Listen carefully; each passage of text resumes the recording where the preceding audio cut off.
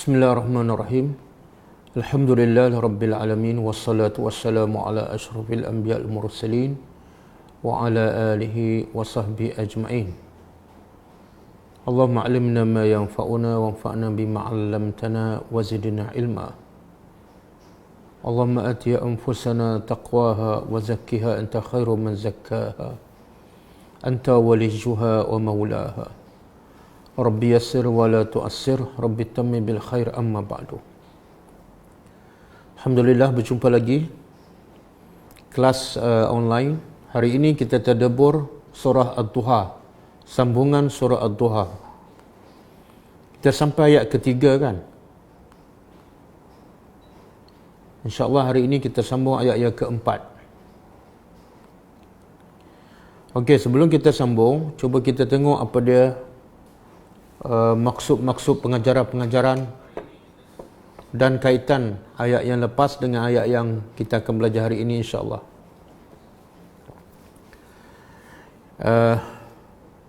Antara pengajaran ayat yang lepas 1 sampai 3, pengajaran yang paling besar apa dia? Allah bersumpah dengan wadduha, demi waktu duha, yang menunjukkan bermulanya sinar kehidupan yang baru setelah kita berada dalam kegelapan malam. Dan berapa ramai yang berada dalam kegelapan malam tapi tak dapat melihat lagi sinar waktu duha ataupun sinar siang hari.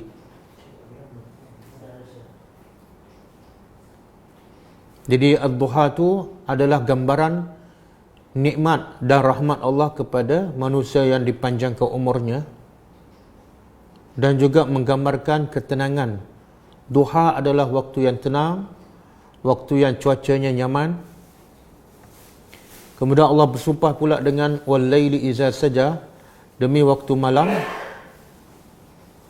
Demi waktu malam apabila ia telah saja, sakana, ia tenang.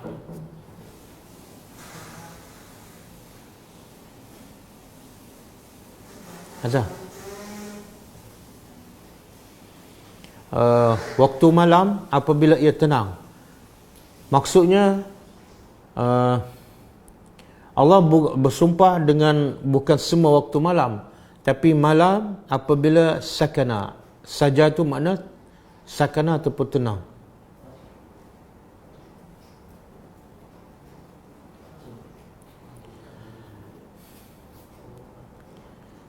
Kemudian apa yang Allah nak sampaikan daripada sumpah ini ialah ma wadda'aka rabbuka wa ma qala. Allah tidak pernah, Tuhan engkau, pencipta engkau, pendidik engkau, tidak pernah meninggalkan engkau dan tidak pernah membenci engkau. Jadi antara pengajaran yang paling besar daripada ayat 1 hingga ayat 3 ialah kehidupan ni sentiasa berubah. Sekejap baik, sekejap tak baik, sekejap susah, sekejap senang. Tidak ada satu pun keadaan yang kekal. Sebagaimana waktu malam tidak akan berterusan gelap malam, tapi di sana ada waktu siang, waktu duha. Dan begitu juga waktu duha tidak akan berterusan, sebaliknya akan berakhir dan akan muncul pula waktu malam. Jadi siapa yang memahami sunnatullah dalam kehidupan, mereka akan menjadi tenang. Kalau mereka susah, mereka akan jadi tenang. Sebab apa? Tidak ada susah yang berkekalan. Susah itu pasti akan hilang. Dan siapa yang senang, siapa yang dapat nikmat, dia tidak akan sombong, dia tidak akan bongkak. Sebab tidak ada kesenangan yang akan berterusan. Sampai satu masa kesenangan itu hilang daripadanya, ataupun dia mati dahulu sebelum kesenangan tu hilang. Jadi akhirnya kehidupan orang beriman sentiasa takut dan sentiasa mengharap. Tidak terlalu gembira dan tidak terlalu takut. Itu satu. Yang kedua, pengajaran kedua daripada ayat ketiga ialah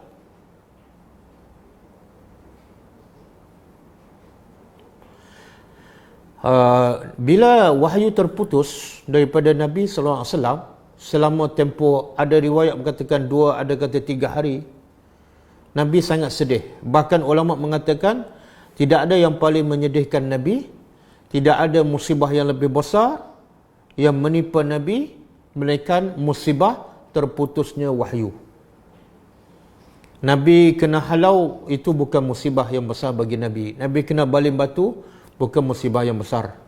Nabi kena berhijrah macam pelarian ke Madinah, itu bukan musibah yang besar bagi Nabi. Kata ulama ahli tafsir, musibah yang paling besar ialah bila Nabi rasa Tuhan telah meninggalkannya. Jadi pengajaran untuk kita ialah hilang dunia jangan sedih, hilang harta jangan sedih, hilang anak isteri jangan sedih. Sebab itu semua adalah milik Allah. Tapi yang seharusnya kita sedih ialah bila hilang Al-Quran daripada kehidupan kita. Kita tak baca Quran 1 hari, tak tadabbur Quran 2-3 hari. Itu patut kita sedih sebagaimana Nabi sedih bila wahyu terputus. Sehingga Nabi rasa macam Tuhan dah tak suka pada dia. Itu pengajaran yang kedua.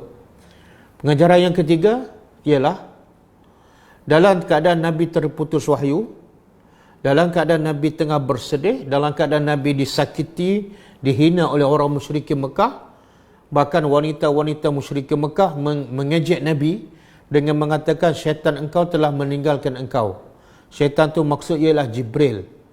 Sebab bila wahyu tak turun 2-3 hari, rupa Nabi berubah. Jadi orang musyrikin perasan keadaan Nabi sangat sedih, sangat nampak mukanya duka cita. Sebab apa? Sebab wahyu terputus. Nabi kena baling tak nampak sangat muka sedih. Tapi bila wahyu terputus, Nabi nampak sangat mukanya berubah. Jadi orang musyrikin, termasuklah wanita, perasan. Lalu mereka mengejek Nabi. Jadi dalam keadaan Nabi tengah bersedih, diejek pula oleh orang musyrikin, dipermain pula oleh wanita-wanita musyrikin. Dalam keadaan macam tu, apa Nabi buat? Nabi tak buat apa-apa, melainkan menunggu wahyu. Dia adalah Rasulullah, dia adalah manusia terbaik. Nabi boleh mereka-reka ayat, Nabi boleh mereka-reka apa-apa ayat untuk memberitahu pada orang musyrikin wahyu tak terputus. Tapi Nabi nak mendidik dirinya dan nak mendidik umatnya bahawa bila wahyu tak ada, jangan memandai-mandai. Tunggu, bila tak tahu masalah hukum hakam, tunggu, jangan terus buat. Bertanyalah orang yang berilmu. Sekarang kita tak perlu tunggu wahyu turun sebab wahyu dah lengkap. Yang perlu ialah bila kita ada masalah, jangan memandai-mandai. Jangan buat sesuatu yang baru. Kalau Nabi sehebat Nabi, orang yang paling dekat dengan Allah, bahkan digelarkan oleh Allah Khalil. Allah menggelarkan Nabi Khalilullah, kekasih Allah nombor 1. Tapi Nabi bila wahyu terputus, Nabi tak mereka-reka, Nabi tak memandai-mandai. Sebab Nabi nak ajar dirinya dan kita semua, yang Nabi buat, yang Nabi cakap, semuanya adalah wahyu daripada Allah, bukan daripada mimpi Nabi. In huwa illa wa ma yantiqu anil hawa. Allah sebut dalam surah An-Najmu, Nabi tak pernah bercakap daripada hawa nafsunya. Bila terputus wahyu, Nabi tak cakap, Nabi diam. In huwa illa wahyun yuha. Tidaklah apa yang Nabi cakap melainkan wahyu. Wahyu daripada Allah yang diwahyukan kepada Nabi sallallahu alaihi wasallam. Jadi pengajaran yang terbesar ialah untuk kita, bila tak tahu masalah, janganlah memandai-mandai. Janganlah mereka-reka. Janganlah buat sesuatu yang bukan daripada Quran dan hadis. Nabi nak ajar dirinya dan diri kita semua. Dia adalah hamba Allah. Bila hamba Allah, kena ikut perintah Allah. Bila wahyu tak ada, diam. Jangan buat apa-apa. Jangan ijtihad ke, buat fikiran sendiri ke, pergi ke gua ke, tunggu mimpi ke, jangan. Jadi kalau orang sehebat Nabi pun tak buat apa-apa sehingga wahyu turun, orang macam kita lagi memerlukan sumber yang sahih, iaitu daripada Al-Quran dan hadis. Yang Nabi kata, tidak aku tinggal pada kamu 2 perkara. Kalau kamu betul-betul berpegang, lan tadillu bihima abada. Kamu tidak akan sesat bila berpegang dua benda ini selama-lamanya. Quran dan hadis. Selain pada tu kamu tak pegang tak ada masalah. Tapi kalau tak pegang Quran, tak pegang hadis, kamu akan sesat. Bila pegang dua ni, kamu akan selamat selama-lamanya. Jadi pengajaran yang paling besar daripada ayat 3 ialah bila tak tahu, bila ada masalah, terus cari Quran dan terus cari hadis Nabi sallallahu alaihi wasallam. Jangan memandai-mandai, jangan tanya orang yang tak berilmu, jangan tanya ustaz yang bila dia cakap tidak ada dalil, sumbernya tidak sahih. Okey? Sampai situ kita sambung ayat keempat.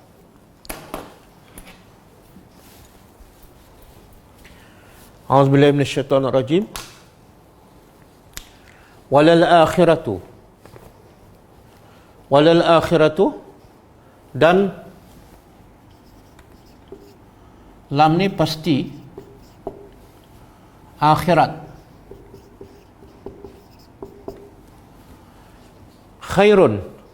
Khairun lebih baik.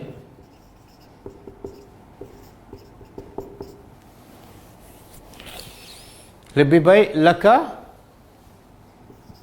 bagi engkau. Minal ula daripada awal ataupun dunia.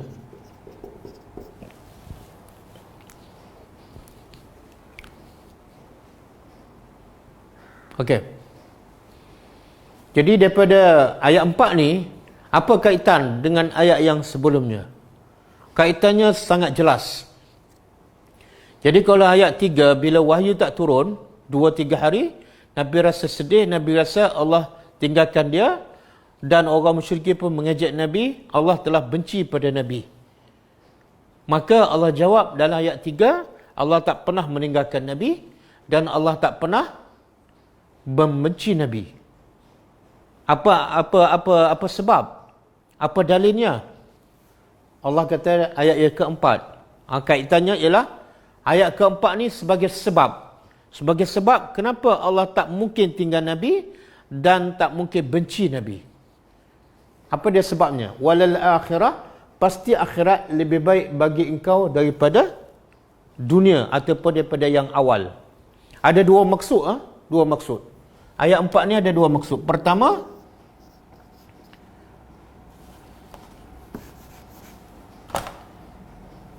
maksud ayat 4.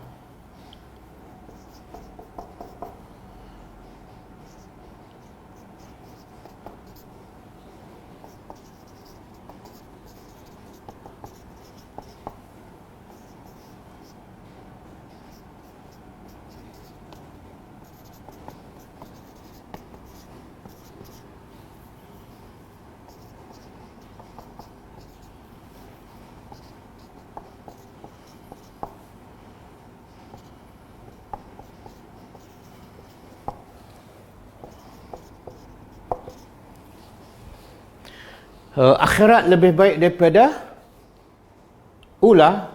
Maksud pertama, yang akhir tu mesti lebih baik daripada yang awal. Adalah apa-apa bentuknya. Kalau kita tengok kehidupan kita daripada yang awal dulu dengan sekarang, yang akhir, sekarang lah, mana lebih baik? Pasti lebih baik sekarang. Mana sekarang lebih baik daripada awal. Okey, yang sekarang pula dengan yang akan datang, mana lebih baik? Kalau ikut ayat ni, yang akhir pasti lebih baik. Daripada sekolah rendah ke sekolah menengah kan? Sekolah menengah lebih baik daripada sekolah menengah universiti. Universiti lebih baik. Daripada alam persekolahan dengan alam bekerja. Alam bekerja lebih baik. Daripada alam yang belum kahwin kepada alam yang belum dah kahwin. Pasti yang kahwin lebih baik. Itu maksud pertama. Secara umum. Maksud yang kedua ialah akhirat lebih baik daripada dunia. Sebenarnya pun lebih kurang maksud pertama. Sebab dunia ni awal. Akhirat ialah akhir. Sebab tu dipanggil akhirat. Akhirat mana dia yang akhir. Ula ni dipanggil yang awal. Jadi apa yang Allah nak beritahu pada Nabi? Allah nak beritahu pada Nabi, macam mana aku bukan setakat tak tinggalkan engkau, walaupun wahyu terputus 2-3 hari. Aku bukan setakat tak bencikan engkau, tapi aku lebih daripada itu, aku suka, aku tak tinggal engkau. Buktinya apa? Aku akan sediakan akhirat jauh lebih baik daripada engkau, untuk engkau. Jadi kalau yang dunia ni sementara, yang akhirat kekal abadi. Kalau akhirat yang kekal abadi Allah sediakan untuk Nabi, itu bukti yang paling jelas Allah tak benci pada Nabi, Allah tak tinggal Nabi. Bahkan Nabi adalah orang yang paling Allah cintai. Nabi adalah orang yang paling Allah sayangi. Allah bila sayang, Allah bagi apa? Dunia ke akhirat? Allah bagi akhirat. Sebab akhirat kekal abadi, dunia sementara. Jadi siapa yang diberi dunia yang bersifat sementara dan terlepas akhirat, itulah tanda Allah benci pada dia. Sebagaimana Qarun diberi harta yang bertimbun-timbun, sebagaimana Fir'aun diberi kuasa yang begitu lama, sebagaimana Namrus, Abu Jahal, itu tanda Allah tak sayang. Tapi bila Allah sayang, Allah tak bagi dunia, Allah bagi akhirat. Sebab bila sayang, pastilah bagi yang terbaik, yang kekal abadi. Kalau bagi yang kurang baik, yang tak kekal, itu tanda tak sayang. Okey, boleh? Jadi ayat ni bagi orang beriman, kalau kita tadabbur, sangat besar maknanya dalam kehidupan kita. Kesan kepada Nabi, ini kesan dulu kepada Nabi. Apa dia kesan pada Nabi daripada ayat 4? Bila Allah kata akhirat lebih baik untuk Nabi daripada dunia, maka Nabi anggap dunia ni tak ada nilai langsung. Dan Nabi lah orang yang paling zuhud dalam bab dunia. Hidup simple, makan simple. Sebab apa? Dalam kepala Nabi, Nabi nak yang terbaik. Bila nak yang terbaik, yang kat dunia ni, yang bersifat sementara, Nabi tak kisah pun. Makan tak sedap ke, makan tak manis ke, rumah tak selesa ke, rumah panas ke, Nabi langsung tak kisah. Sebab apa? Sebab dalam kepala Nabi, walal akhirah khairun. Aku nak yang terbaik. Jadi yang kat dunia, yang sementara, kalau tak baik, tak ada masalah. Okey. Jadi kesannya sangat besar kepada Nabi dan kepada orang beriman. Bila kita yakin akhirat lebih baik, kita dunia ni buat ala kadar aja. Sekadar boleh makan, sekadar boleh hidup, sekadar boleh beribadat. Sebab apa? Sebab yang ni hebat macam mana pun kita akan tinggal. Yang kita pulun habis-habis ialah yang kita akan bawa dan kekal selama-lamanya. Sebab tu Nabi kata dalam satu hadis sahih, qad aflaha man aslama.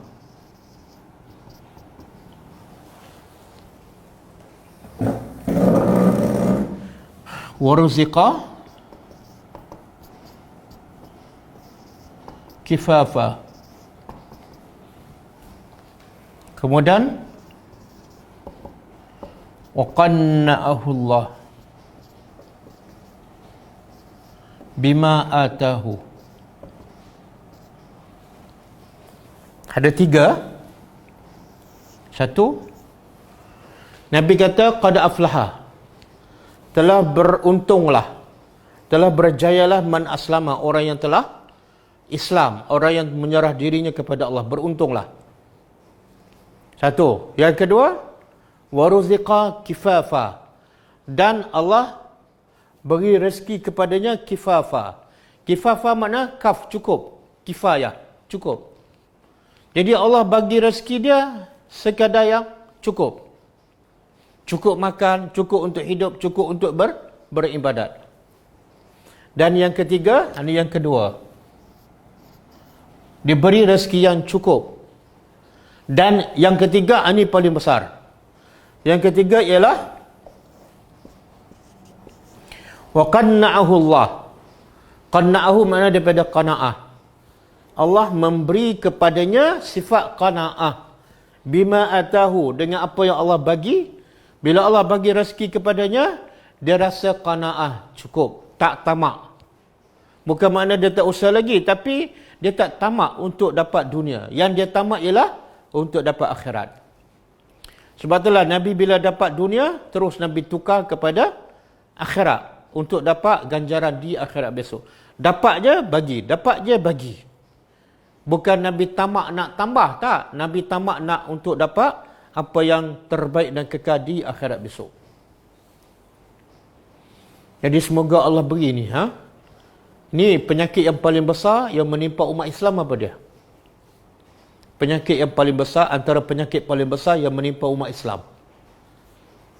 Dia dah Islam, rezeki dah cukup, tapi tidak ada yang ketiga, iaitu sifat qanaah.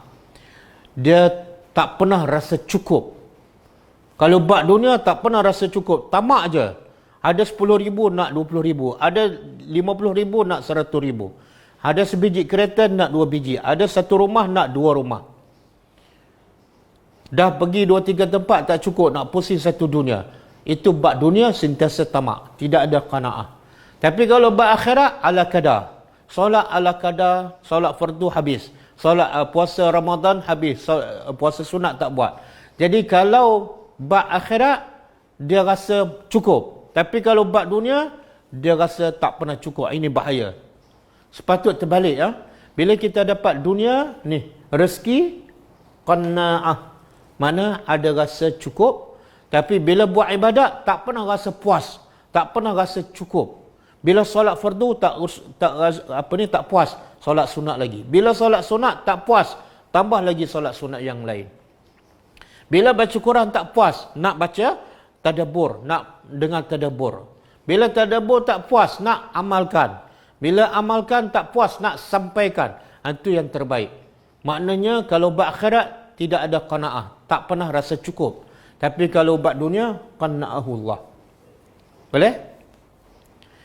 Jadi marilah kita sama-sama berdoa, memohon kepada Allah supaya Allah bagi sifat qanaah. Supaya Allah bagi keyakinan ni. Keyakinan pada kita pada akhirat lebih baik. Bila kita yakin akhirat lebih baik, kita akan hidup ala kadar. Tak nak ada rumah besar, kereta mewah, pakaian mahal, tak nak. Sebab apa? Sebab dalam kepala kita akhirat lebih baik. Kenapa aku nak puluh yang tak baik ataupun yang kurang baik? Okey, bagaimana soalannya? Bagaimana Nabi dan para sahabat boleh hidup sederhana dan tak pernah merungut walaupun rumah sempit, walaupun panas, walaupun kena berdakwah, kena berjihad, malam pula bangun tahajud. Apa yang menyebabkan mereka tak merungut? Tak pernah merajuk ke, tak pernah meminta lebih daripada yang Allah bagi. Kenapa? Apa puncanya? Puncanya ni. Yang ini masuk dalam kepala mereka. Akhirat lebih baik. Saya bagi analogi kan. Orang kalau duduk rumah kecil, rumah sempit, dan dijanjikan oleh orang kaya, yang baik, yang dermawan, dia akan diberi rumah banglo setelah katalah 15 tahun. Setelah 15 tahun, orang kaya ni memang dah tepat janji. Memang dah banyak rumah yang bagi pada orang miskin. Jadi bila orang kaya yang dermawan, yang pemurah ni berjanji pada orang miskin yang duduk rumah sempit, bahawa kamu lepas 15 tahun akan dipindah ke rumah banglo dan akan jadi hak milik kamu. Okey. Macam mana kehidupan orang miskin yang dalam rumah sempit ni? Dalam keadaan dia cukup yakin lepas 15 tahun dia akan pindah rumah yang lagi besar dan selesa. Macam mana dalam tempoh 15 tahun? Agak dia rasa malas ke, merungut ke, tak selesa ke, ataupun dia rasa puas. Logiknya dia akan rasa puas. Kenapa? Dalam fikiran dia fikir 15 tahun. Bukan fikir sekarang. Bila fikiran dia letak, dia yakin yang lepas 15 tahun dia akan hilang segala kesusahan, maka dia akan sabar, menjadikannya orang yang sabar dan tak merungut. Sebab memang dah yakin pada janji. Begitulah Nabi dan para sahabat. Duk rumah kecil pun tak ada masalah. Sebab dalam kepala Nabi, walal akhiratu khairul laka minal ula. Kena berdakwah, kena berperang, kena maki, kena baling batu, cedera parah, tak ada masalah. Sebab dalam kepala Nabi, ini adalah proses untuk dapat akhirat yang kekal abadi. Bahkan semua kesusahan itu menjadi nikmat.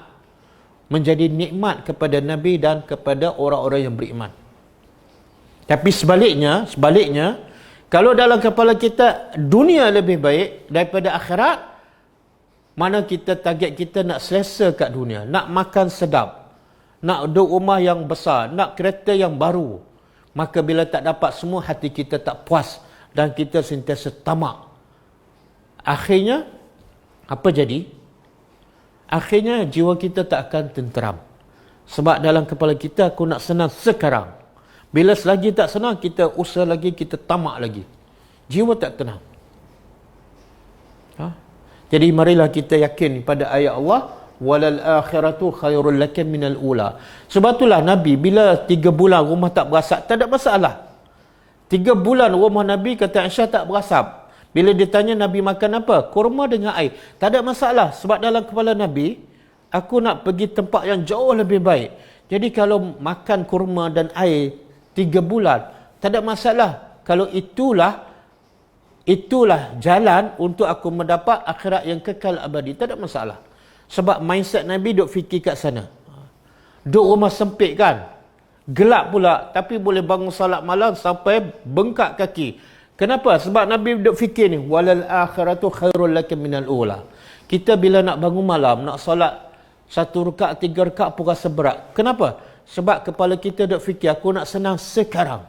Aku nak salat dalam keadaan selesa sekarang. Aku nak makan. Bila kita makan, kalau target kita dunia lebih baik, kita sentiasa nak makan sedap. Sebab itulah mulut kita ni banyak mengomel. Manis sangatlah, tawar sangatlah, tak cukup garam lah, makanan tak sedap. Mulut kita sentiasa komen. Nabi, beza sunnah Nabi, bila Nabi tak suka, Nabi diam. Bila Nabi tak suka, Nabi diam. Nabi tak komen apa-apa. Sebab kepala Nabi akhirat. Apa masalahnya? Kalau makanan tak sedap kat dunia, dan dunia ni sementara, apa masalah? Sebab Allah dah beritahu. Allah nak sediakan yang terbaik bukan sekarang. Jadi kalau tak sedap sekarang, biasalah. Sebab yang terbaik di akhirat besok. Itulah. Begitu juga. Orang kalau asyik dia fikir nak seronok kat dunia, dia nak berjalan je. Bila tak boleh berjalan, dia rasa rimas. Dan bila berjalan, dia nak apa? Dia nak seronok, dia nak keselesaan. Bila tak selesa, dia rasa marah. Dia mengamuk pula. Sebab mindset dia nak senang kat dunia. Subhanallah. Boleh ke? Cuba buka surah An-Nahlu ayat 96. Surah An-Nahlu ayat 96.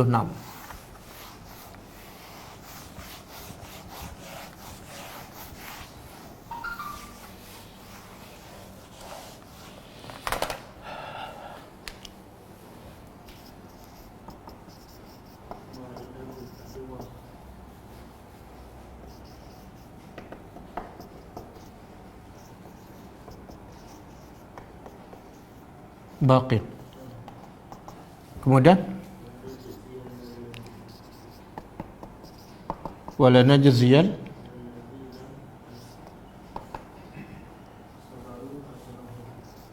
sabaru ajrahum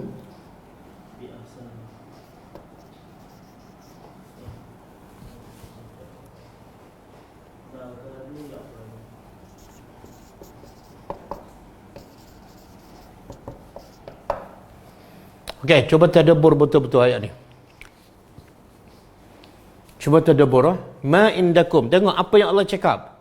Ini bukan Nabi cakap, bukan saya cakap. Wahyu daripada pencipta kita.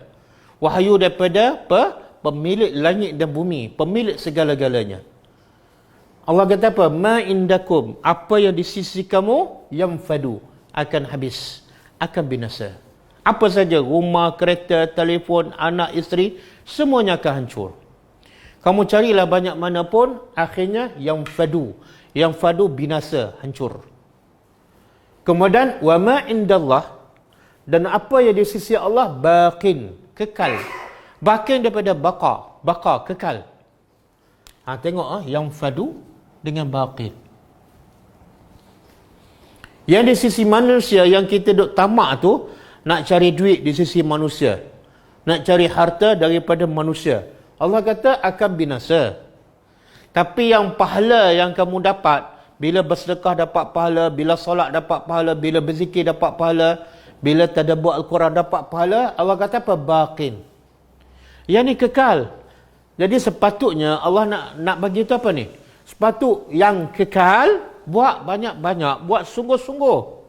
Yang binasa, buat ala kadar. Sebab dia satu hari kamu akan tinggalkan.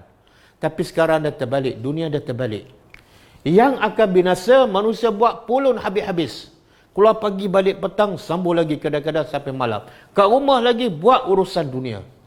Dah habis pencen, sambung lagi kontrak. Tapi bila buat amalan akhirat, ala kadar. Solat lambat, kadang-kadang solat sunat pun tak. Kadang-kadang terlepas solat sunat, kadang-kadang tak sempat 2-3 hari tak baca Quran. Sedangkan itulah yang baqin, yang kekal. Boleh faham tak apa yang Allah nak beritahu? Jadi Allah kata, kenapa kamu ni, apa masalah kamu ni? Mengaji sampai universiti, sampai PhD. Tapi duk pulung benda yang akan binasa. Dan benda yang kekal, kamu buat cincai. Apa masalah kamu? Ada something wrong.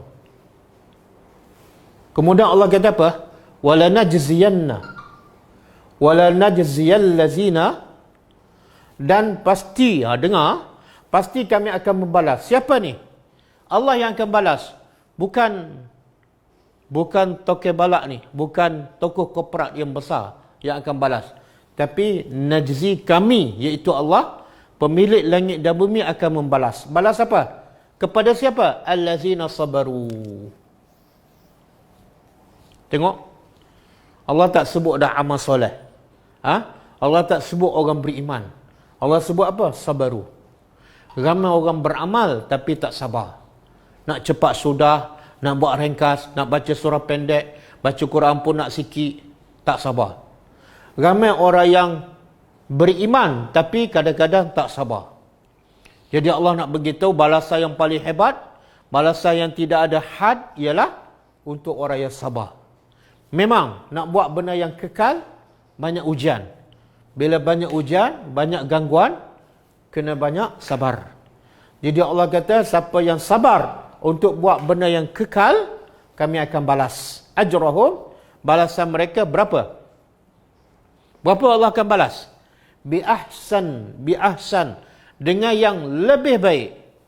Makanu ya'malun, apa yang mereka lakukan di dunia. Kalau baik sedekah, sedekah satu dapat 10 hingga 700 dan mungkin lebih. Tengok yang kekal ni. Ramai manusia tahu tapi tak faham. Tahu tapi tak tahu. Tahu tapi tak buat. Apa dia? Allah kata kami akan balas untuk orang yang sabar, ganjaran pahala mereka ahsan, lebih baik daripada yang mereka buat. Kalau contoh sedekah satu dapat digandakan 10 sehingga 700 sehingga lebih. Tapi kalau buat untuk manusia, kerja satu dapat gaji satu hari. Kerja sebulan dapat gaji sebulan. Tapi yang itulah manusia buat sungguh-sungguh. Tak ada siapa yang paling agung daripada Allah. Tidak ada yang agung seperti Tuhan. Buat kerja satu tapi dibalas, diganda sampai 10, sampai 700, sampai berganda-ganda. Kalau salat kan? Salat 2 rakaat subuh. Apa balasannya? Lebih baik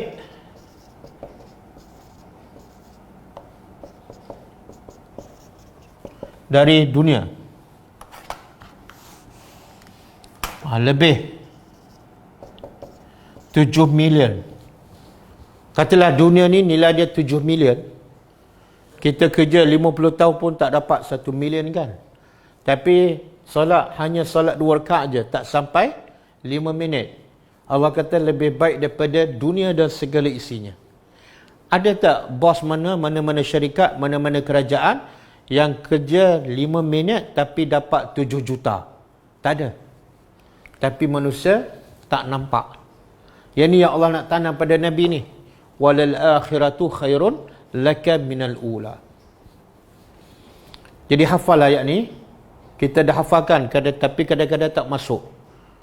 Realitinya manusia baca ayat walal akhiratu khairun laka minal ula. Akhirat lebih baik. Khairun wa abqa, lebih baik dan lebih kekal.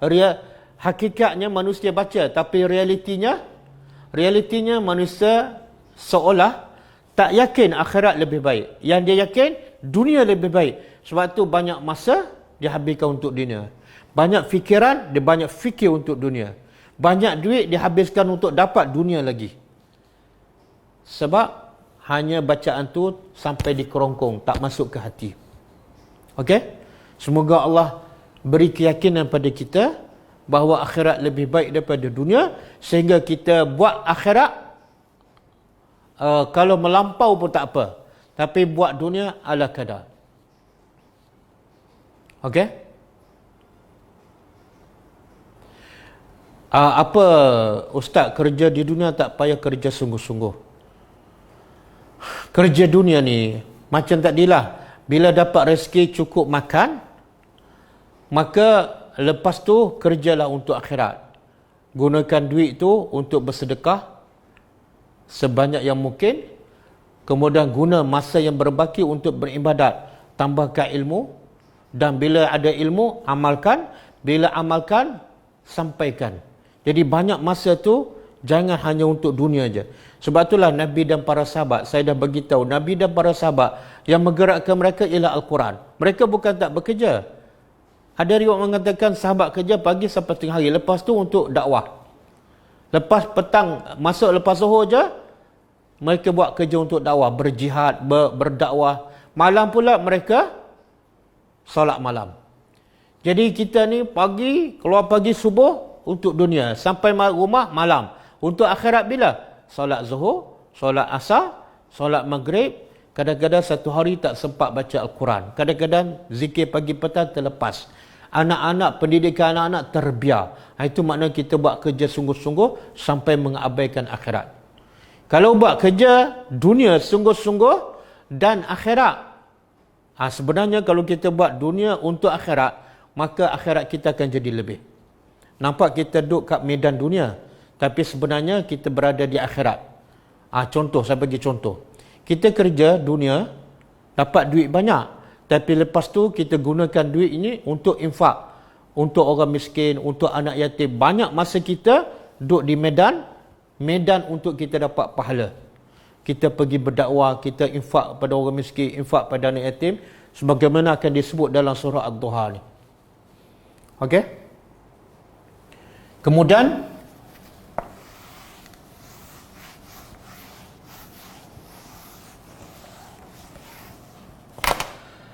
wala sawfa yu'ti, Allah kata wala sawfa yu'ti, dan pasti akan pasti kelak akan yu'tika, memberi kepada engkau Rabbuka, Tuhan engkau, fatarda, lalu engkau redha. Jadi Allah kata akhirat lebih baik bagi engkau daripada dunia, dan Allah akan beri kepada engkau, Tuhan engkau akan beri kepada engkau, sehingga apa? Sehingga apa? Kemuncaknya apa? Kemuncak apa? Engkau redha. Apa yang Nabi redha sebenarnya? Apa yang Nabi redha? Banyak hadis menyebut bila Nabi nak wafat, Nabi begitu pada sahabat, aku diberi pilihan untuk mendapat harta dunia, aku diberi pilihan untuk dapat harta dunia, kemudian hidup lama kat dunia, kemudian mati masuk syurga. Dan pilihan kedua, aku mati sekarang, jumpa Allah, masuk syurga. Dua-dua masuk syurga. Yang pertama, pilihan pertama Nabi kata aku diberi pilihan untuk hidup lama kat dunia dan diberi nikmat, kanzun, harta demi harta. Kemudian mati masuk syurga. Satu lagi pilihan, mati sekarang, jumpa Allah, masuk syurga. Maka Nabi kata, aku pilih untuk mati sekarang dan masuk syurga. Aku mati sekarang, jumpa Allah dan masuk syurga. Kenapa Nabi tak nak hidup ke dunia dalam keadaan Allah tawarkan harta yang mewah? Akhirnya masuk syurga juga. Sebab ayat ni yang masuk dalam kepala Nabi. Akhirat lebih baik Akhirat lebih baik. Kenapa aku nak hidup lama kat dunia? Akhirat lebih baik. Makna dunia kurang baik. Kalau aku pilih yang kurang baik, aku tak cerdik. Itu sampai tahap tu, kalau diberi pilihan kepada Nabi, nak mati sekarang, ataupun mati sekarang masuk jumpa Allah, masuk syurga, ataupun bagi umur 20 tahun, kaya, kemudian mati pun masuk syurga. Maka Nabi akan pilih, mati sekarang, jumpa Allah, masuk syurga. Bukan makna Nabi nak mati awal, tapi bila diberi pilihan, kita tak diberi pilihan sama seperti Nabi. Okey, jadi yang Nabi reda pada orang yang beriman, yang paling dia reda bukan dapat harta dunia, bukan anak dia berjaya. Orang beriman akan reda bila Allah reda kepadanya. Orang beriman akan rasa puas. Reda ni makna puas. Bila Allah reda kepadanya. Jadi kalau Allah reda kepadanya dalam keadaan dia hidup sempit, dia puas. Nabi rasa puas walaupun rumah kecil, walaupun kena maki, walaupun kena halau daripada kota Mekah, walaupun kena sembunyi dalam gua. Nabi rasa puas. Sebab apa? Sebab Allah reda. Semua yang Nabi buat tu kerja Allah. Bila buat kerja Allah, Allah reda. Bila Allah reda pada Nabi, Nabi pun puas. Ada tak reda kepuasan yang lebih puas daripada Allah reda kepada kita? Jadi nak Allah reda pada kita, semua urusan hidup kita daripada A sampai Z kena buat ikut arahan dan kehendak Allah Subhanahu Wa Taala. Jadi yang Allah bagi ni apa dia? Okey, soalan dia, apa yang Allah bagi pada Nabi? Dalam ayat ni Allah tak sebut. Kalau Qarun, Allah bagi harta. Kalau Fir'aun, Allah bagi kuasa. Kalau Haman, Allah bagi menteri, jawatan menteri. Tapi kalau Nabi, kekasih Allah, Allah bagi apa? Allah bagi wahyu. Jadi benda yang paling mahal yang Allah bagi pada kekasihnya, sehingga Nabi rasa puas, ialah wahyu. Yang tu boleh buka surah Asy-Syura ayat 52. Surah Asy-Syura ayat 52.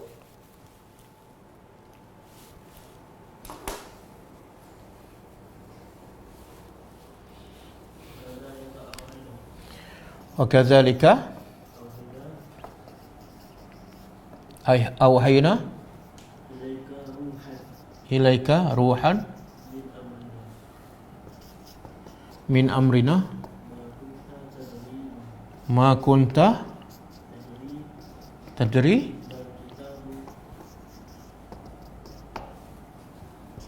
وَلَا الْإِيمَانِ. Nah, apa lagi? Cuba baca.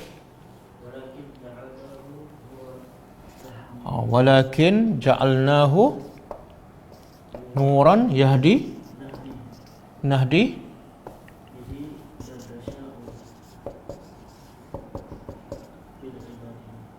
min. Okey, cuba tengok nak huraikan ayat 5 surah Ad-Duha ni, apa yang Allah bagi pada Nabi. Saya jawab tadi, yang Allah bagi yang paling bernilai kepada Nabi dan kekasihnya ialah wahyu. Allah kata apa? Wa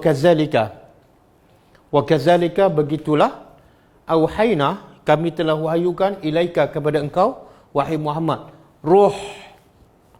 Ruh di sini ialah Al-Quran. Kenapa Allah sifatkan Al-Quran sebagai ruh? Jadi kalau jasad manusia ni akan mati bila roh keluar. Bila roh berpisah daripada badan, maka jasad manusia matilah. Maka begitu juga hati manusia, ada roh dia yang menghidupkan hati tersebut. Apa dia? Al-Quran. Jadi Allah gambarkan Quran tu seumpama roh kepada jasad. Kalau roh tak ada, jasad mati. Maka begitu juga kalau Quran tak ada dalam hati, hati itu mati. Jadi Allah nak bagi tahu, ya Allah bagi nikmat yang terbesar kepada Nabi sehingga Nabi redha pada.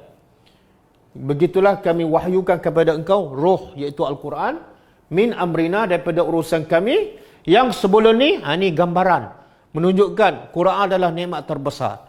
Ma kunta, sebelum ni ma kunta, tidaklah engkau tadri, engkau tak tahu mal kitab, apa itu kitab.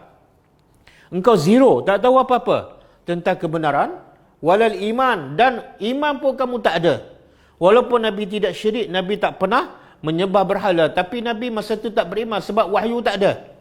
Jadi Allah kata, sebelum turun ruh, sebelum turun wahyu, kamu tak tahu apa-apa pasal kitab dan kamu tidak beriman. Walal iman, kamu tak tahu apa-apa pasal iman. Kemudian walakin, akan tetapi ja'alnahu, kami jadikan roh itu sebagai nur, cahaya. Nahdi, yang kami memberi petunjuk dengan cahaya itu, man nasya, siapa yang kami kehendaki daripada hamba-hamba kami. Jadi pemberian Allah yang paling mahal, yang paling bernilai kepada Nabi dan kepada hambanya yang beriman ialah wahyu, iaitu Al-Quran. Jadi bila siapa dapat Quran, percayalah dia telah mendapat nikmat yang paling besar, yang akan menjadikannya akhirat baginya lebih baik daripada dunia. Sebab itulah, demi kerana Quran, sahabat sanggup tinggal semua kerja lain. Sahabat sanggup tinggal semua dunia sebab mereka yakin dengan Al-Quran mereka akan dapat jauh lebih baik daripada dunia yang mereka miliki. Okey? Juga dalam satu hadis sahih, pemberian yang paling mahal ialah Nabi kata, man yuridillahu bihi khairan yufaqihu fid din. Tengok siapa yang Allah kehendaki kepada seseorang itu, Allah nak apa? Khairan, yang terbaik. Kalau Allah nak yang terbaik pada seseorang, apa Allah buat? Allah bagi harta? Bukan. Allah bagi tanah? Bukan. Allah bagi anak yang pandai? Bukan. Yufaqihu fid din. Allah memberi kefahaman yang mendalam dalam agama kepadanya. Ini juga hadis ni menghuraikan maksud pemberian Allah yang paling mahal. Jadi kalau Allah nak orang tu jadi baik, Allah tak bagi duit banyak, Allah tak bagi pangkat besar, Allah tak bagi semua anak cerdik. Berapa ramai yang semua anak berjaya tapi dia tak dapat fiqh at-tafaqquh fid din. Boleh? Jadi orang beriman cukup faham, jangan tertipu dengan dunia, jangan tertipu dengan pangkat. Sebab itu bukan yang terbaik. Yang terbaik, walal akhiratu khairul laka minal ula, dan prosesnya apa dah? Untuk dapat akhirat, untuk yakin akhirat lebih baik, prosesnya apa? Al-ilmu. Kena belajar agama, khususnya daripada dua sumber, Quran dan sunnah Nabi SAW. Jadi kalau mak bapak ni, anak berjaya dalam peperiksaan, tak payah banggalah kalau anak dia tak faham agama. Anak-anaknya cemerlang dalam kerjaya dia, tak payahlah berbangga, sebab anak dia belum dapat yang terbaik. Tapi kalau anaknya faham agama, berdakwah, bantu orang miskin, walaupun tidak cemerlang dalam akademik, berbanggalah dengan anak tersebut. Itulah yang dipanggil qurratu a'yun. Rabbana hablana min azwajina wa zurriyatina qurrata a'yun. Okey. Kemudian ayat seterusnya Allah nak bagi tahu bukti Allah ni jaga Nabi Muhammad, Allah ni tak pernah tinggal Nabi Muhammad, Allah tak pernah benci pada Nabi. Buktinya apa? Daripada kecil lagi Allah bagi perhatian, Allah jaga Nabi daripada kecil lagi. Jadi kalau daripada kecil Allah dah jaga engkau wahai Muhammad, takkanlah 3 hari wahyu tak turun Allah dah benci, tak mungkin. Maka Allah sebut nikmat-nikmat yang Allah bagi pada Nabi sejak daripada kecil. Apa dia? Pertama, alam yajidka, bukankah dia, iaitu Allah, dapati engkau yatiman, anak yatim, fa'awa, lalu dia menjaganya.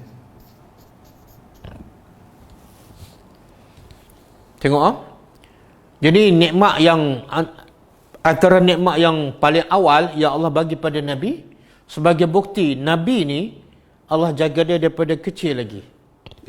Iaitu Nabi dilahirkan dalam keadaan anak yatim. Siapa anak yatim? Iaitu orang yang kanak-kanak yang belum balik. Yang kedua yang kematian bapa. Jadi pendapat yang paling kuat anak yatim ialah mesti ada dua syarat. Pertama, belum balik. Yang kedua, kematian bapa. Kalau bapa dia ada, hilang, dan dia belum balik, dia bukan anak yatim. Ataupun bapa dia ada, mak dia mati, dan dia belum balik, belum anak yatim. Kalau mak dan bapa mati, dia belum balik, dia tetap anak yatim. Cuma orang Melayu dipanggil istilah apa? Yatim piatu. Sebenarnya dalam Islam tidak ada istilah yatim piatu. Dalam Quran pun tak ada, dalam hadis pun tak ada, dalam kitab fiqh pun tak ada yatim piatu. Itu hanya istilah orang Melayu. Yang ada ialah yatim sahaja. Iaitu yang kematian bapa dan anak tu belum balik. Jadi Allah kata, tengok nikmat, antara nikmat awal yang aku bagi pada kamu, engkau dilahirkan dalam keadaan yatim. Bapa dia, bila bapa Nabi meninggal, ketika Nabi dalam kandungan, bapa meninggal,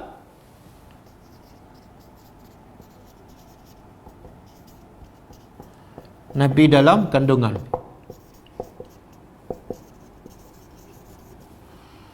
Ibu meninggal, Nabi umur 6 tahun. Kemudian diserah kepada atuk dia, Abdul Muttalib, atuk Abdul Muttalib. Diserah pada Abdul Muttalib. Ketika dan atuk dia meninggal ketika Nabi umur 8 tahun. Bila umur 8 tahun atuk dia meninggal, ni fa'awal, saya nak tunjukkan bagaimana Allah memelihara Nabi. Bila bapa meninggal, mak dia masih ada, mak dia jaga sampai umur 6 tahun. Bila mak dia mati, Allah awa, iaitu Allah jadikan atuknya walaupun masih syirik kepada Allah, tidak beriman kepada Allah, tapi Allah jadikan hati atuk dia lembut dan sayang kepada Nabi. Itu maksud fa'awa. Bila atuk dia meninggal ketika Nabi umur 8 tahun, Allah awa dengan serah kepada pakciknya, Abu Talib. Sehingga Abu Talib ni, walaupun Abu Talib ni syirik sampai mati, jadi penyembah berhala sampai mati, tapi Allah campakkan dalam hati Abu Talib sayang pada Nabi, dan Abu Talib pertahankan Nabi dan dakwah Nabi walaupun dia kafir. Itu maksud juga fa'awa. Jadi Allah awa Nabi daripada rumah mak dia kepada rumah atuk dia, kepada rumah pakcik dia. Jadi pengajaran daripada ayat ni apa dia? Allah nak beritahu nikmat yang paling awal yang aku beri pada kamu, walaupun kamu anak yatim, tapi kamu macam tidak ada, macam ada bapa. Anak yatim, bapa tak ada, tapi macam ada bapa. Sampailah kamu umur pakcik Nabi ni wafat ketika Nabi betul-betul dekat nak berhijrah ke Madinah, lebih kurang 2 tahun ataupun 3 tahun. Makna ketika umur Nabi dah 50 lebih, barulah pakcik dia mati. Okey?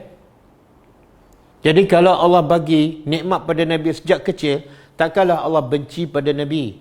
Takkanlah Allah tidak suka ataupun meninggalkan Nabi. Mustahil. Ini sebagai bukti Allah tak pernah benci dan tak pernah tinggal Nabi.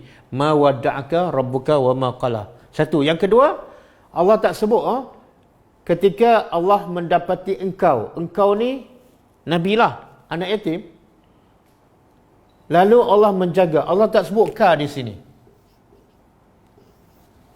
Sepatutnya sini ka, sini pun ka. Dia Allah dapati engkau anak yatim, lalu dia memelihara engkau. Tapi sini engkau tak ada. Apa pengajarannya? Pengajarannya yang pertama, Allah nak bagi hujung ayat tu sama. Cuba perhati, hujung ayat apa dia semua? Daripada ayat pertama, wadduha, alif maksurah, wal laili idza saja, ma wadda'aka rabbuka wa ma qala, walal akhiratu khairul laka minal ula, wala sawfa yu'tika rabbuka fatarda, alam yajidka yatiman fa'awa. Kalau ada ka, fa'awaka, jadi bunyi ayat tak cantik. Itu keindahan bahasa Al-Quran. Itu sebab pertama. Sebab kedua, Allah nak bagi tahu bila anak yatim Allah jaga.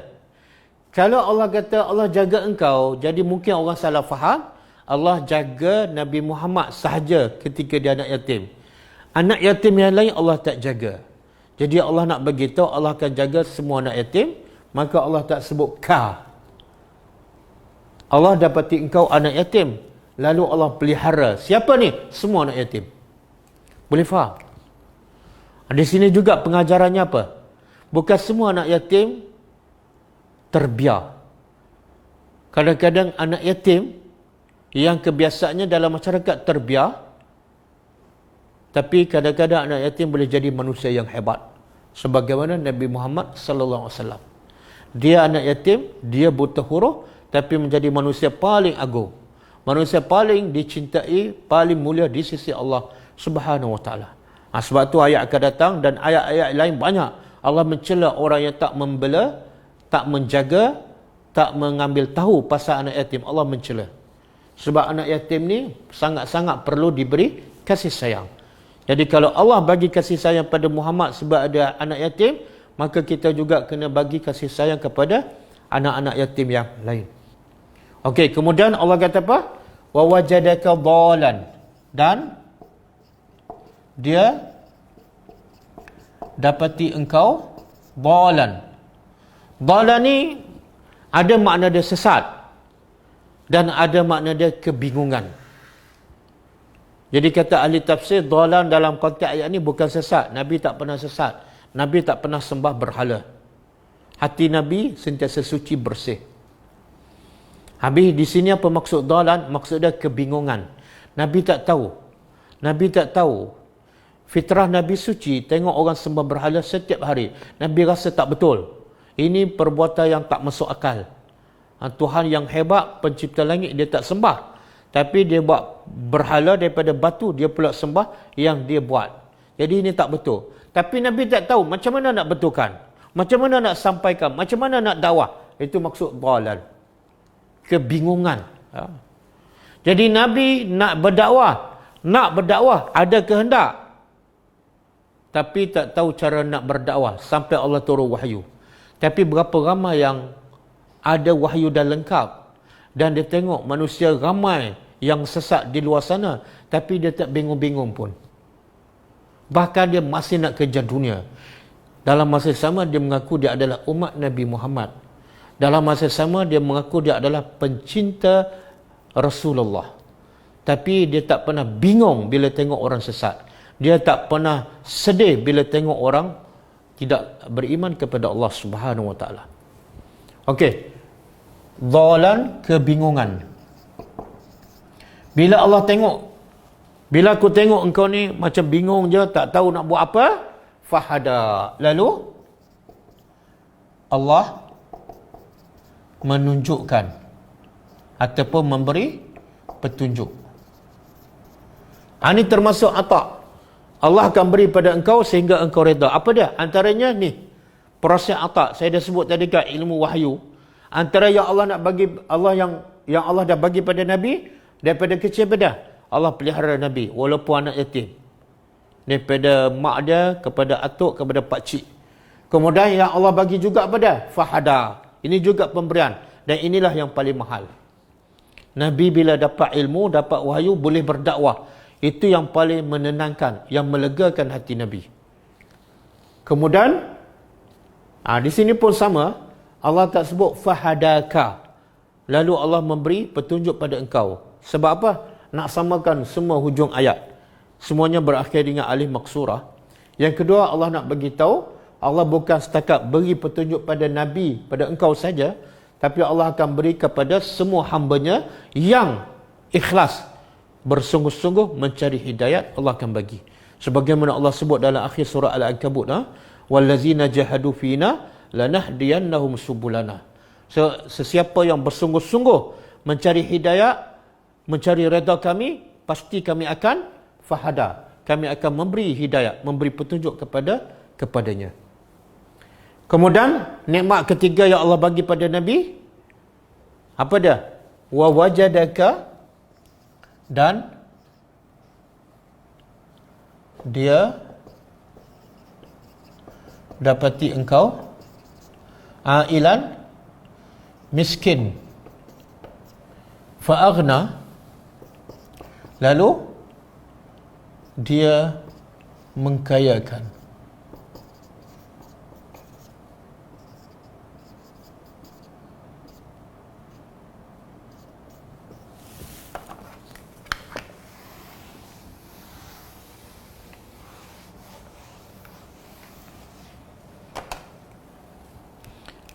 Nikmat ketiga yang Allah bagi pada Nabi ialah Allah dapati Nabi itu miskin, lalu Allah mengkayakan. Okey, apa maksud mengkayakan? Adakah Allah kayakan Nabi dengan harta yang banyak, harta yang melimpah? Bukan. Allah kayakan Nabi, kata ahli tafsir, ialah Allah kayakan jiwa Nabi.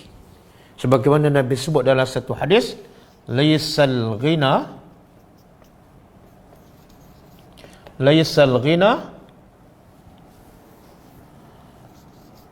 kasratul ardi, walakin al-ghina ghina an-nafsi.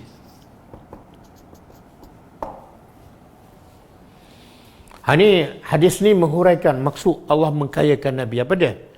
Nabi sebut dalam hadis, laisal ghina, bukanlah kekayaan, kasratul ardi, banyak harta, banyak apa lagi, banyak duit, banyak pangkat, bukan. Tetapi walakin al-ghina, akan tetapi kekayaan yang sebenar ialah ghina an-nafsi, kaya jiwa. Jadi Allah kayakan Nabi bukan kayakan duit, tapi kayakan jiwa Nabi. Jiwa Nabi kaya untuk orang. Sebab itulah bila dapat duit, terus Nabi bagi pada orang. Dapat je Nabi bagi. Sebab apa? Jiwa Nabi kaya, bukan banyak duit, bukan kaya duit. Kalau Allah kayakan duit kepada Nabi, dan Allah tak kayakan jiwa Nabi, dapat duit simpan, dapat duit simpan. Jadi siapa yang dapat duit simpan, dia sebenarnya miskin. Kenapa miskin? Sebab dia sentiasa berhajat. Miskin makna orang yang memerlukan. Fakir, orang yang memerlukan. Jadi bila dapat simpan, ini orang fakir. Sentiasa tak cukup, sentiasa memerlukan. Tapi Nabi orang yang kaya. Dapat bagi. Kaya jiwa untuk orang. Saya pernah sebut dalam kuliah pendek, orang yang kaya jiwa, dia hidup untuk orang. Orang yang mulia, hidupnya untuk orang. Masanya, duitnya, tenaganya, ilmunya, dia bagi untuk orang je. Sebab apa? Sebab Allah paling suka orang yang paling banyak memberi kebaikan pada orang. Jadi dia nak cinta Allah. Kalau dia nak cinta Allah, dia kena banyakkan habis masa dia, duit dia, umurnya, tenaganya untuk orang. Barulah dia dapat cinta Allah. Tapi kalau banyak habis masa untuk duit dan dapat duit pula simpan untuknya, keluarganya, Allah tak berapa cinta kepadanya. Sebagaimana Nabi sebut dalam hadis yang memang kita selalu dengar, ahabbun nasi ilallah anfa'hum linnas. Orang yang paling Allah cinta, orang yang paling banyak memberi kepada orang. Okey? Jadi kita berhenti setakat ayat 8. Kita sambung ayat 9 kelas yang akan datang, insya-Allah.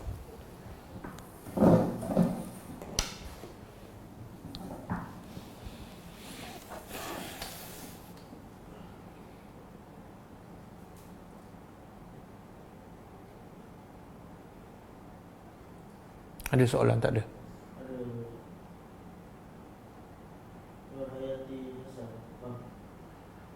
Syariah mana?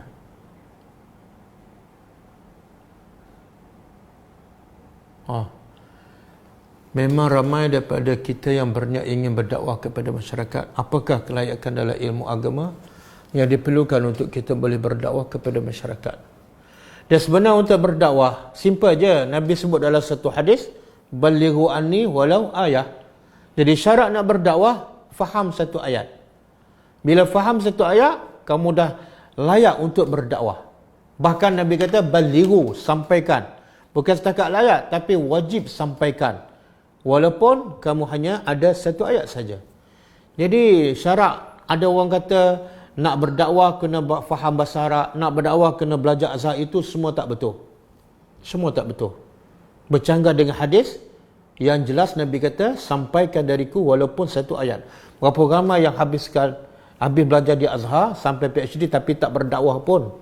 Dan berapa ramai yang tak masuk sekolah agama, tak belajar bahasa Arab, tak pernah pergi azhar pun, tapi jadi pendakwah hebat. Tengok berapa ramai yang revert daripada China, daripada India, jadi pendakwah hebat. Kadang-kadang penyanyi, Yusuf Islam.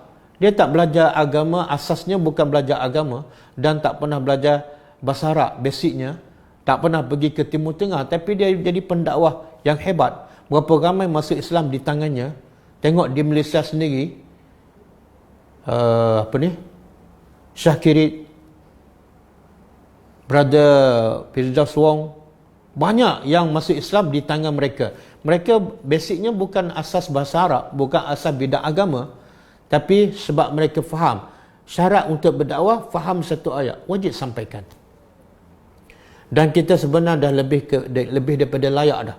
Berapa puluh, berapa ratus ayat kita dah faham, tapi kita tak sampaikan. Wallahu a'lam.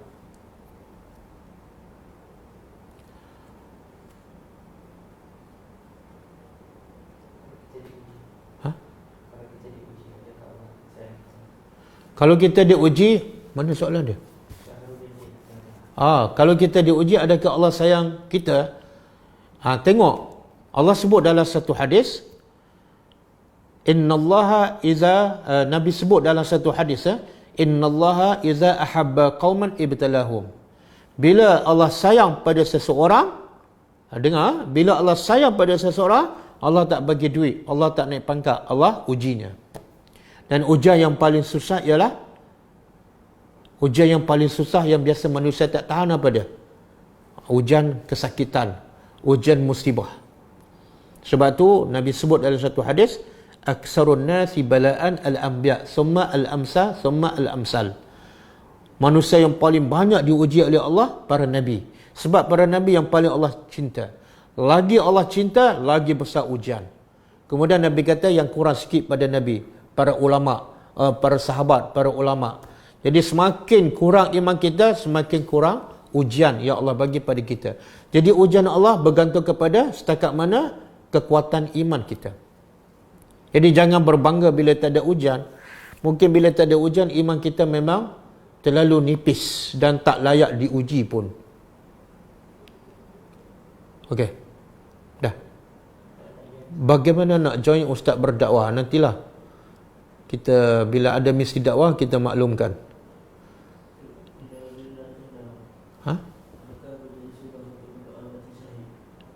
Mana ni? Atas. Adakah penjaga anak yatim dan anak yatim akan berjiran? Ya. Siha cika. Adakah penjaga anak yatim dan anak yatim akan berjiran dengan Rasulullah dalam syurga? Ya. Hadis sahih. Nabi kata penjaga anak yatim kahataini, seperti dua jari ni.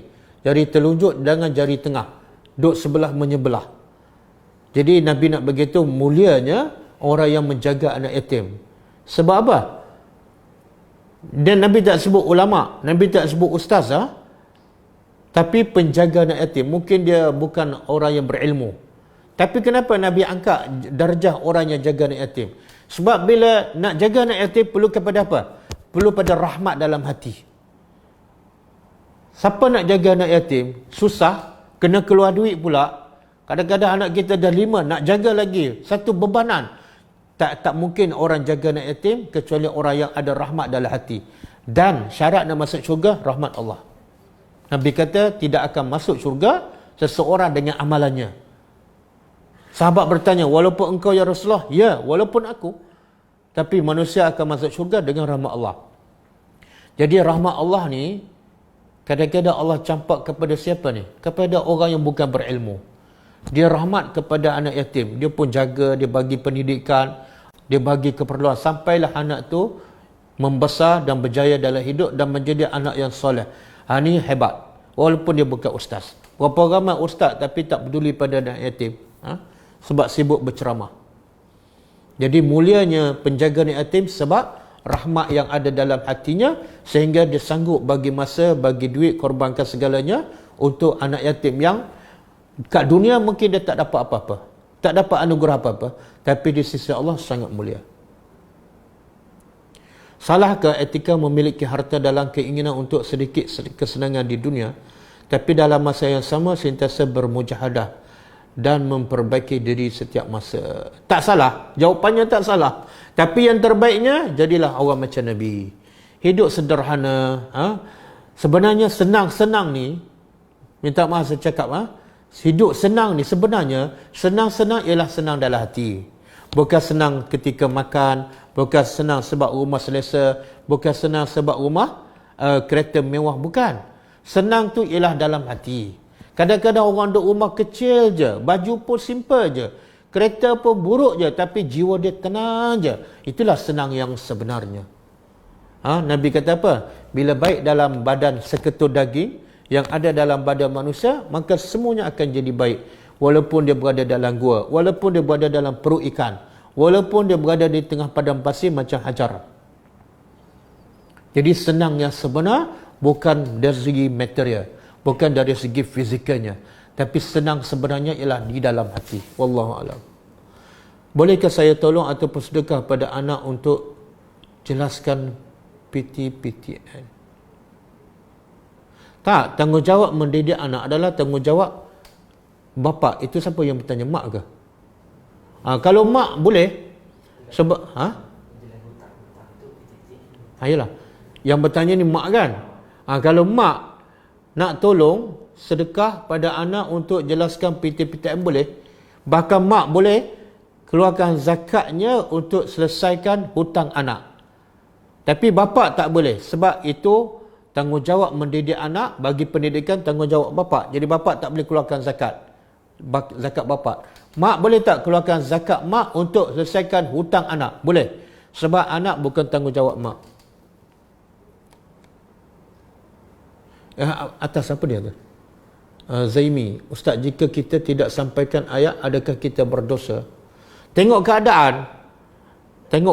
Kalau kita ada ruang nak sampaikan, ada peluang untuk kita sampaikan, dan orang pun bertanya, tapi kita tak nak sampaikan, masa itu berdosa. Bahkan Allah sebut, boleh cek surah Al-Baqarah ayat 159. Allah kata dalam maksudnya ialah Allah melaknat orang yang tidak sampaikan ilmu. Sebagaimana ahli kitab, ada ilmu tapi tak sampaikan. Allah melaknat mereka dan semua para pelaknat melaknat mereka. Bila dia ada peluang nak sampaikan, dan bila dia sampaikan tak ada masalah, tiba-tiba dia tak sampaikan. Apatah lagi kalau ada orang bertanya. Ada orang buat maksiat depan mata dia ada peluang nak sampai tapi dia diam je. Orangnya ada kemungkinan dilaknat oleh Allah Subhanahu wa ta'ala. Boleh rujuk surah Al-Baqarah ayat 159. Macam mana ya kalau orang berusaha nak cari duit banyak, nak kaya untuk bagi manfaat pada orang lain, macam contoh nak sedekah lebih banyak, nak bagi mak ayah duit lebih banyak. Sebenarnya kalau nak pahala banyak sebab sedekah, bukan mesti dengan duit. Sebab itulah orang paling banyak pahala. Saya tanya soalan, Nabi dengan Abu Bakar dengan Osman bin Affan, siapa lebih kaya dari segi harta? Abu Bakar lebih kaya, Osman lebih kaya daripada Nabi, Abdurrahman bin Auf lebih kaya daripada Nabi. Mereka bila bersedekah, bila infak, ratus-ratus ekor unta. Tapi siapa yang paling banyak pahala? Nabi. Sebab yang Nabi sampai, yang Nabi infak, iaitu ilmu. Ilmu lebih penting daripada duit. Sebab tu Allah hantar Nabi dalam keadaan miskin, ailan, miskin. Sebab apa? Miskin tapi jadi orang terbaik, orang paling banyak pahala. Sebab sedekah yang paling besar manfaatnya ialah sedekah ilmu. Kadang-kadang kita bagi duit orang tu makan, buat rumah dia, tapi dia tak solat. Akhirnya dia masuk neraka. Tapi kadang-kadang kita bagi ilmu pada dia, kita tak bagi duit. Dengan ilmu tu, dia tak meminta. Dengan ilmu, dia tak menipu. Walaupun dia hidup dalam miskin. Maka dengan ilmu menyelamatkannya daripada neraka. Jadi kalau nak sedekah, jangan beralasan tunggu duit banyak. Jangan. Kadang-kadang alasan duit banyak tu sebenar bukan nak bersedekah, hanya sebagai alasan sahaja. Kalau kamu nak sedekah, sedekahlah dengan ilmu, sedekahlah dengan tenaga yang kamu ada, sedekahlah dengan senyuman yang kamu ada. Jangan tunggu duit banyak. Bila kita tengok sirah Nabi menjadi anak yatim dan dijaga oleh Allah, adakah seorang anak akan lebih baik didikan jika tak mestinya. Kadang-kadang anak tu menjadi lebih baik bila dijaga oleh orang lain. Kadang-kadang lebih baik bila dijaga oleh mak bapak. Tengok siapa mak bapaknya. Kalau mak bapak jenis seorang yang ibu bapa yang soleh, maka anaknya insya-Allah akan jadi anak yang baik. Tapi kalau mak bapak tak soleh, anaknya tak akan jadi soleh. Logiknya macam itulah. Bila dia pergi belajar luar negeri, dia dapat didikan daripada orang lain, maka dia akan jadi soleh di tangan orang lain. Tak mestinya. Wallahu alam. Kalau ibu yang menjaga anak yatim, macam mana Ustaz? Kalau ibunya yang menjaga anak yatim, bukankah ia menjaga anaknya sendiri? Tak. Dia menjaga anak, tak dipanggil anak yatim, sebab dia adalah sebagai ibu. Yang menjaga anak yatim ni bukan mak bapak kepada anak tu. Dia kalau kita jaga anak kita dengan jaga anak yatim, lain. Nak jaga anak kita, kita akan berjaga bersungguh-sungguh sebab anak. Tapi cabaran besar pada kita nak jaga anak yatim orang lain punya. Itu cabaran besar sebab dia bukan anak kita. Berdakwah dengan surat berantai macam mana? Tak payah surat berantai, cukup dengan Al-Quran je. Macam mana nak istiqamah bangun malam? Kurangkan, jangan buat dosa. Bila buat dosa terus bertaubat. Punca tak boleh bangun malam, dosa. Allazi anqadha zahrak. Bila dah buat dosa, hati hitam. Bila hati hitam, keras. Bila keras, berat nak bangun malam. Jadi bertaubat setiap masa daripada dosa. InsyaAllah mudah nak bangun malam. Zakat untuk syari ilmu melalui Facebook.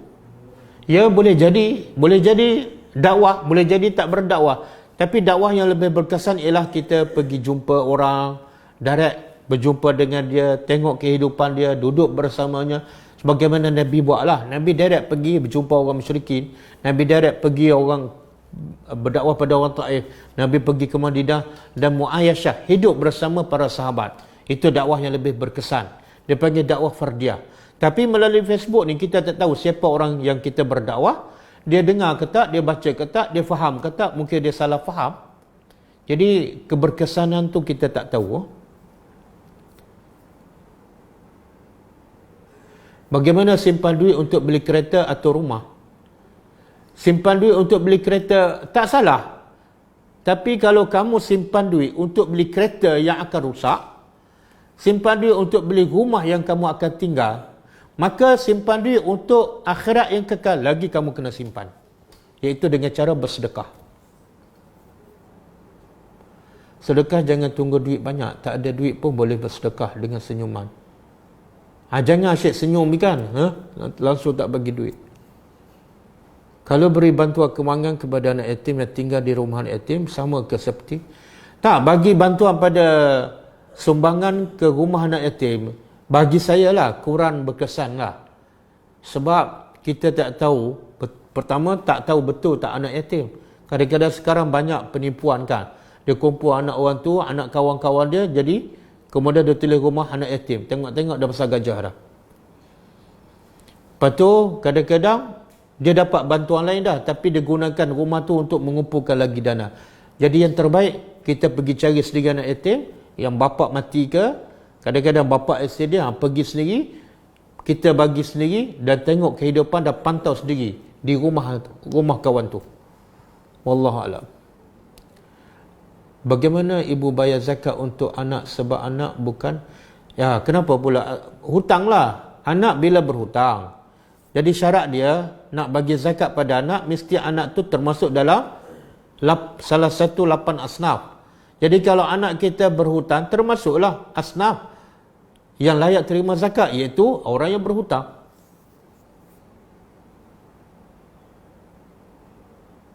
Dah. Punca tak boleh bangun. Dah. Okey. Kelas seterusnya ialah hari hari Rabu pukul 10.30 insya-Allah. Kita tutup dengan membaca tasbih kafarah. Subhanakallahumma wa bihamdika asyhadu an la ilaha illa anta astaghfiruka wa atubu ilaik. Assalamualaikum warahmatullahi wabarakatuh.